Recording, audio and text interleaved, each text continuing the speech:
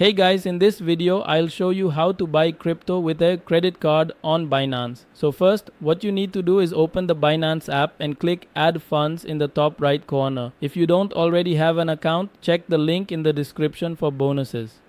Next, tap the fiat currency icon. Here you can select which currency you'll be spending. Choose the one that matches your card. Then press buy with and select your fiat currency. Now decide what you want to purchase. You can buy USDT, which is a stable coin, or directly buy a crypto like Bitcoin if that's your goal. For payment, you can either enter your card details or use a mobile payment service if it's available. As an example, I'll buy a certain amount of Bitcoin. Binance will display the exchange rate and the fee before you confirm. You'll see a Binance fee plus extra charges built into the exchange rate. Check everything carefully, confirm, and complete the payment. If your bank card requires two-factor verification, you may receive a text to confirm the purchase. Once approved, the crypto shows up in your Binance account. That's how you buy crypto on Binance using a card. Thanks for watching.